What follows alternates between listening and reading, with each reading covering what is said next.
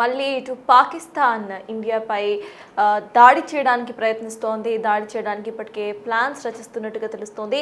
మొన్న జరిగిన ఆపరేషన్ సింధూర్ అనంతరం కూడా కనీసం బుద్ధి రానట్టుగా మనకి అర్థమవుతోంది. అయితే ఈసారి లష్కరే తోయిబాతో కలిసి కొత్త ప్లాన్స్ను రచిస్తోంది పాకిస్తాన్. మళ్ళీ బరి తెగిస్తోంది అని అనుకోవచ్చు. ఇండియాలో ఉగ్రదాడులకు స్కెచ్ వేస్తోంది ఈ దాయాది దేశం. లష్కరే తోయిబా, జైషే మహమ్మద్ ఉగ్రవాదుల సహకారంతో దీనికి ప్లాన్ చేస్తున్నట్టుగా తెలుస్తోంది. పాక్ ఐఎస్ఐతో పీఓకేలో రహస్యంగా ఒక సమావేశాన్ని నిర్వహించినట్టుగా సమాచారం.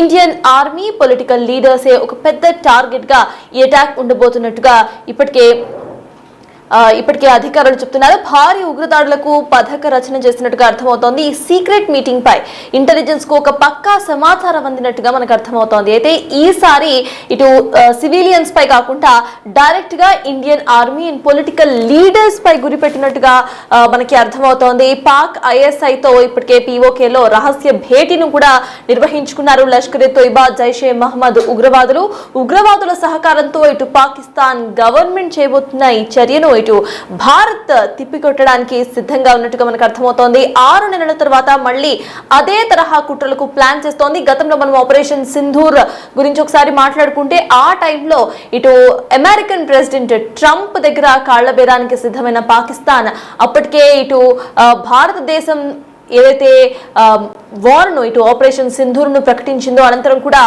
తమ దేశం చితికిపోతుంది అని అర్థమై ఇమీడియట్ గా కూడా ఇటు ఇంటర్నేషనల్లీ కూడా ఆయన ఈ మొత్తం ఇష్యూని లేవనెత్తడం, ఆ తర్వాత ట్రంప్ సహకారంతో ఇటు వార్ను ఆపే ప్రయత్నం చేయడం మనం నవాజుద్దీన్ ప్రీవియస్లీ చేసినవన్నీ కూడా చూస్తాం. కానీ కనీసము గతంలో ఏవైతే జరిగాయో వాటి నుంచి ఎటువంటి లెసన్స్ కూడా ఇటు పాకిస్తాన్ నేర్చుకున్నట్టుగా క్లియర్ గా అర్థమవుతుంది. 6 నెలల తర్వాత మళ్ళీ అదే తరహాలో ఒక స్కెచ్ ను వేస్తోంది ఇటు పాకిస్తాన్. అయితే పీఓకే బార్డర్ లో ఇప్పటికే లష్కరే తోయిబా, ఐఎస్ఐ, జైషే మొహమ్మద్ ఉగ్రవాదులు వీళ్ళంతా కూడా సీక్రెట్ మీటింగ్ ను ఏర్పాటు చేస్తున్నట్టు తెలుస్తోంది. Political persons at the same time army officers ఒక పెద్ద టార్గెట్ గా ఈసారి దాడి చేయడానికి ఇటు పాకిస్తాన్ ప్లాన్ చేస్తోంది. అయితే దీనికి సంబంధించి ఒక పక్కా సమాచారం మన ఇంటెలిజెన్స్ కు అందింది. ఇప్పటి నుండే ఇటు మన బలగాలన్నీ కూడా సిద్ధంగా ఉంటున్నాయి. అండ్ ఆర్మీ గురించి మాట్లాడుకుంటే గతంలోనే ఇటు ఆర్మీ ఫోర్సెస్ లోకి కొత్త మెషినరీని మనం ఇంట్రొడ్యూస్ చేస్తున్నాము.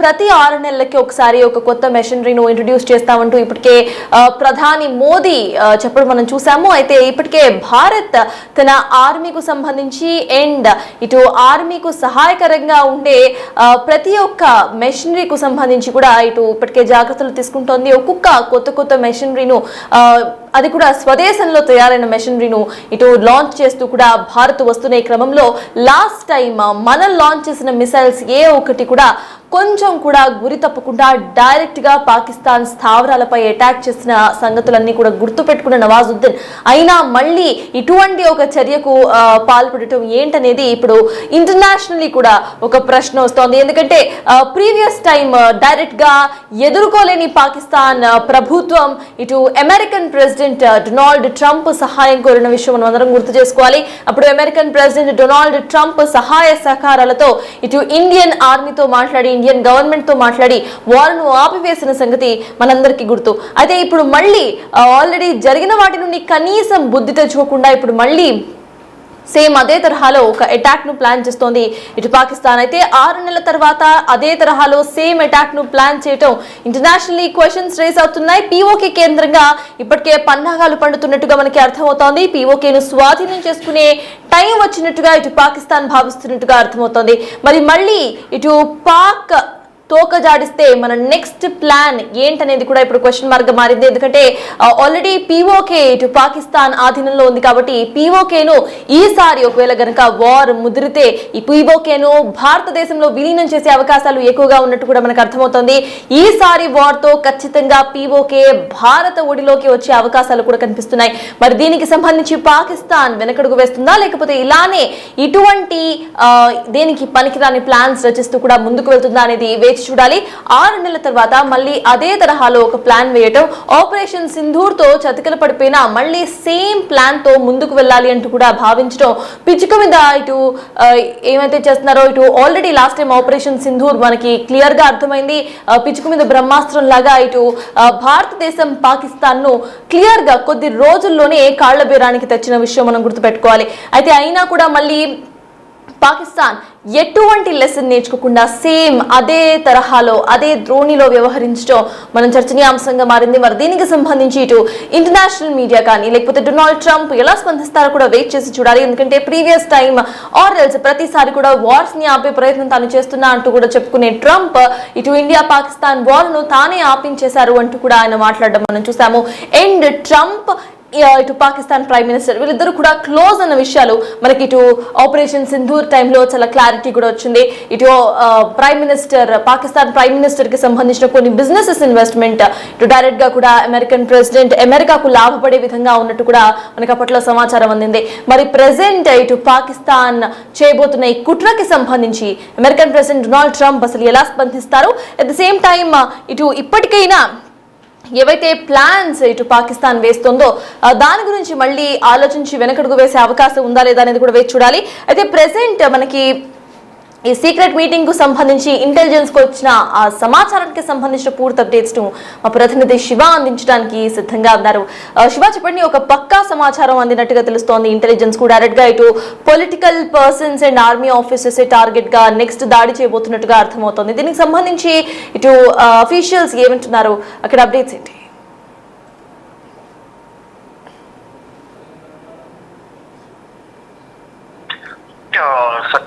పాకిస్తాన్ మరోసారి బరితెగించేందుకు ప్రయత్నిస్తుంది. ఇండియాలో ఉగ్రదాడులకు మరోసారి స్పెచ్ వేస్తున్న పరిస్థితి కనిపిస్తుంది. అంటే లష్కర్ ఎ తోయిబా అలాగే జైషే మహమ్మద్ ఉగ్రవాదులు పాక్ ఐఎస్ఐతో పిఓకేలో రహస్యంగా సమావేశమైనట్లుగా ప్రచారం జరుగుతోంది. అంటే ఇండియన్ ఆర్మీ అలాగే పొలిటికల్ లీడర్స్ ఎవరైతే ఉన్నారో వారికి టార్గెట్ గా ఈ భారీ ఉగ్రదాడులకు వ్యూహరచన చేసినట్లుగా దానికి లష్కర్ ఎ తోయిబా జైషే మహమ్మద్ అలాగే ఐఎస్ఐతో పిఓకేలో రహస్య సమావేశం జరిగింది అనేది కూడా ప్రాథమికంగా సమాచారం అయితే అందుతోంది. ఈ సీక్రెట్ మీటింగ్ పై ఇంటెలిజెన్స్ కు పక్కా సమాచారం ఉంది. ఇక ఆపరేషన్ సింధూర్ తర్వాత కూడా పాకిస్తాన్ బుద్ధి అనేది మారకుండా భారత్ పై ఏదో ఒక విధంగా ప్రతీకార దాడి చేయాలనే యోచనలో మొదటి నుంచి ఉంది.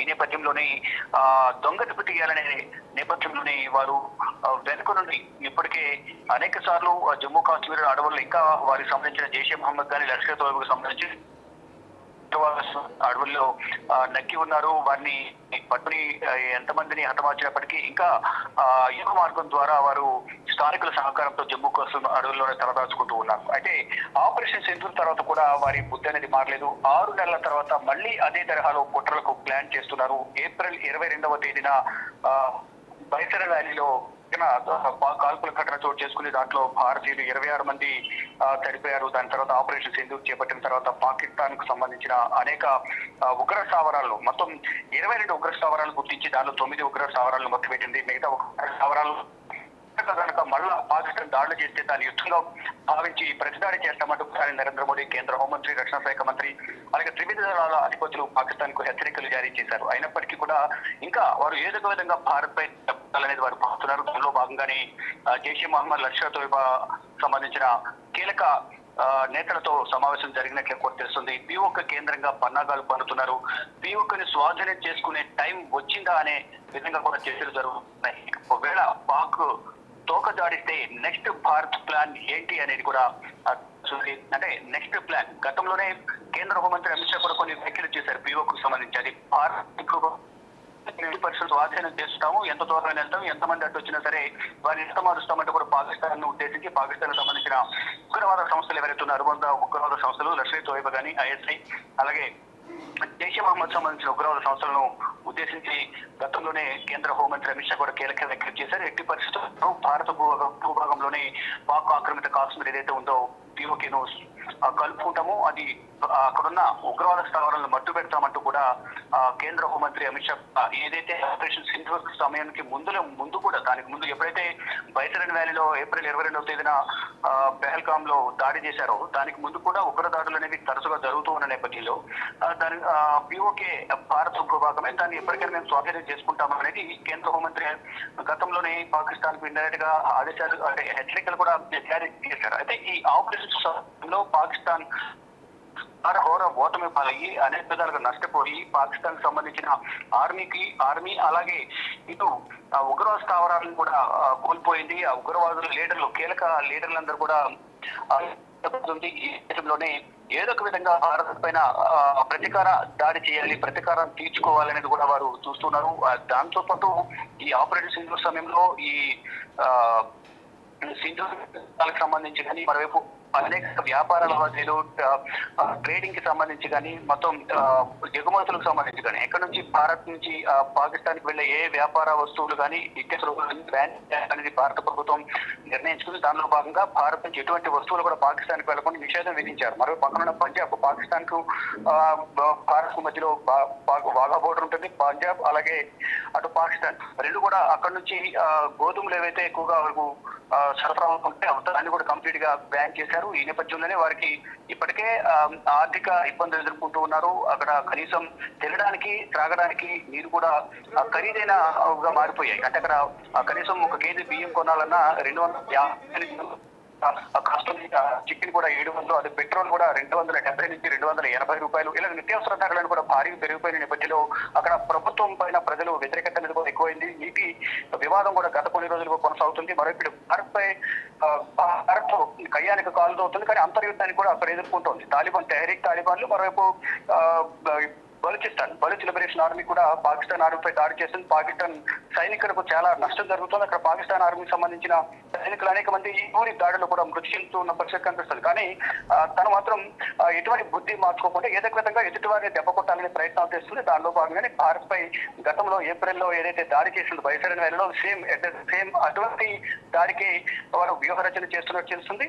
మొత్తంగా అంటే ప్రతీకార దాడి, అంటే ఓటమి తర్వాత ఓటమి. ఒకవైపు ఆపరేషన్ సింధూర్ సమయంలో భారత్ చేతిలో ఘోరముగా విఫలమైంది. మరోవైపు ఇటీవల జరిగిన మ్యాచెస్ లో కూడా క్రికెట్ లో కూడా పాకిస్తాన్ పై ఉమెన్స్ వరల్డ్ కప్ లో కూడా పాకిస్తాన్ మ్యాచ్లు జరిగిన సందర్భంలో కూడా ఉమెన్స్ టీం కూడా పాకిస్తాన్ పై విజయం సాధించింది. ఇలా ప్రతి ఒక్క దానిలో ఓటమి చవి చూసిన నేపథ్యంలోనే ఆ ఓటమిని వారు చేసే పనుల వల్ల వారు అనేక నిరాశ నిస్పృహలకు లోనవుతూ ఉన్నారు. దానిలో భాగంగా ఎట్టి పరిస్థితుల్లోనూ భారత్ పైన ఏదో ఒక విధంగా దాడి చేయాలి. ఇటు సొంత దేశంలో ఉన్న తాలిబాన్లు ఎగ్నెస్ట్ గా మారారు. బలూచ్ లిబరేషన్ ఆర్మీ బలూచిస్తాన్ ప్రత్యేక దేశం కావాలంటే వారు కూడా గత దశాబ్ద కాలంగా కూడా వారు నిరసన తెలియజేస్తూ ఉన్నారు. అంటే ముప్పిట దాడిని పాకిస్తాన్ ఎదుర్కొంటుంది, కానీ ఎక్కడ కూడా వారు వెనకడుగు వేయకుండా ఏదో ఒక విధంగా దాడి చేయాలి అనేది ప్రయత్నాలు చేస్తున్నారు. కానీ వారి ప్రయత్నాలు ఎక్కడ కూడా సఫలీకృతం కావడం లేదు, విఫలమవుతూ ఉన్నాయి. మరోవైపు అమెరికాతో కొంత సత్సంబంధాలు ఇండైరెక్ట్ గా అంతర్గతంగా కొనసాగిస్తూ ఉన్నారు. ఈ నేపథ్యంలోనే ఇటు ట్రంప్ తో పలుమార్లు భేటీ కావడం, అంటే ఫోన్ లో సంభాషించడం కానీ తర్వాత షహబాజ్ షరీఫ్ అలాగే ఆసిఫ్ మునీర్ కూడా అమెరికా వెళ్ళి వారితో భేటీ కావడం, ఇవన్నీ కూడా కొంత అమెరికా కొంత సపోర్ట్ చేస్తుందని కూడా కొంత ప్రచారం జరుగుతూ ఉంది. మరోవైపు ఈ ఆపరేషన్ సింధూర్ సమయంలో పాకిస్తాన్ ఉగ్రవాద స్థావరాలపై దాడులు చేయడం కానీ పాకిస్తాన్ కి సంబంధించిన అనేక ధ్వంసమైన నేపథ్యంలో అప్పుడు కూడా మధ్యవర్తిత్వం వహించే విధంగా కూడా వారు సంప్రదింపులు జరిపారు అనేది కొంత ప్రచారం జరిగినప్పుడు భారత్ అందించేది. కానీ ఇప్పుడు చూసుకుంటే కానీ మళ్ళీ గతంలో ఏదైతే దాడులు జరిగాయో అదే తరహాలో చేయాలనే ప్రయత్నం చేసి కూడా కర్మనాయి. ఏదైతే ఆపరేషన్ సింధూర్ సమయంలో కాల్పుల విరమణ ఒప్పందానికి అంగీకరించిన సమయంలో మళ్ళీ కనుక ఉగ్రదాడులకు పాల్పడితే దాన్ని యుద్ధంగా భావించి ప్రతి దాడి అనేది ఈసారి ఊహకందని విధంగా మేము దాడి చేస్తామంటూ కూడా ప్రధాని నరేంద్ర మోడీ తెలియజేశారు. మొత్తం 21 ఉగ్రవాద స్థావరాలను గుర్తించారు. దానిలో 9 స్థావరాలను ధ్వంసం చేశారు. మిగిలిన స్థావరాలు కూడా భవిష్యత్తులో తోక దాడిస్తే మాత్రం మా దాడులు భీకరంగా ఉంటాయంటూ కూడా ప్రధాని నరేంద్ర మోడీ వారికి హెచ్చరికలు జారీ చేశారు. ప్రజెంట్ మాత్రం ఈ పిఓకేలో పాకిస్తాన్ సంబంధించిన ఉగ్రవాద సంస్థలు ఇటు భారత ఆర్మీ పొలిటికల్ లీడర్ల టార్గెట్ గా దాడులకు ప్లాన్ చేస్తున్న నేపథ్యంలో ఫర్దర్ గా భారత్ ప్లాన్ ఏ విధంగా ఉండబోతుందని కూడా వేచి చూడాల్సి ఉంది. Yes, thank you Shiva. So yes, మొత్తానికి ఇటు భారత్ పై పాకిస్తాన్ ఉగ్రదాడికి ప్లాన్ చేస్తున్నట్టుగా ఒక పక్కా సమాచారం ఇటు ఇంటెలిజెన్స్ ఫోర్సెస్కు అందినట్టుగా తెలుస్తోంది. గతంలో ఇటు ఆపరేషన్ సింధూర్ టైంలో డైరెక్ట్గా షెబాజ్ షరీఫ్ ఇటు అమెరికన్ ప్రెసిడెంట్తో మాట్లాడడం అనంతరం కూడా కాళ్ళ బేరానికి రావటం మనం చూసాము. 6 నెలలు తిరగకుండానే మళ్ళీ సేమ్ అదే తరహాలో ఇటు ప్లాన్ చేసే విధంగా కూడా పాకిస్తాన్ ముందడుగులు వేస్తున్నట్టుగా తెలుస్తోంది. దీనికి సంబంధించి ఇటు ఇండియన్ ఆర్మీ ఏ దాడి చేసినా కూడా ఆ దాడులన్నింటినీ కూడా సమర్థవంతంగా ఎదుర్కోవడానికి సిద్ధంగా ఉంది.